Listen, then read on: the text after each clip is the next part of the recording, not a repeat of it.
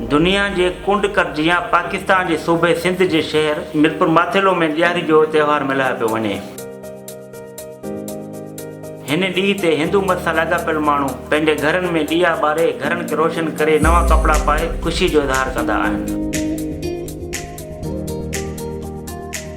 ॾियारी जे ॾींहुं मुख़्तलिफ़ क़िस्मनि जा ताम मिठाइयूं तयारु कयूं वेंदियूं आहिनि। ॾियारी जी राति घरनि में माता लक्ष्मी श्री रामचंद्र महाराज जी पूॼा पुण कई वेंदी आहे। इन सां गॾु मंदरनि खे बि कुंवार जीअं सजायो वेंदो आहे। मंदरनि में पूॼा पाठ कई वेंदी आहे ऐं दुआऊं घुरी वेंदियूं आहिनि।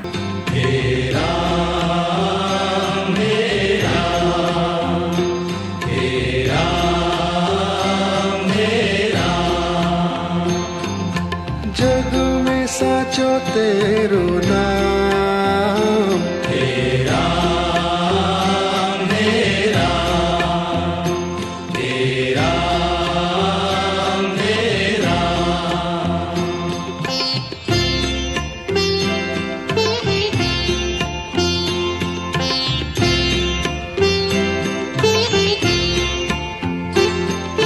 तू ही माता तू ही पिता है, तू ही माता तू ही पिता है। ॾियारी जी राति दिलचस्प मरहलो फटाका फोड़ण जो हूंदो आहे, जंहिंमें नौजवान ॿार नारियूं नवां कपिड़ा पाए फटाका फाड़े ख़ुशी जो इज़हार कंदा आहिनि। जॾहिं त फटाका फोड़ण जी रस्म हिंदू मत में किथे बि कोन थी मिले। हिंदू मत में ॾियारी जो ॾींहुं सुठो ऐं भागनि वारो ॻणियो वेंदो आहे। डायरेक्टर असलम वार सां गॾु राजेश कुमार सिंधी।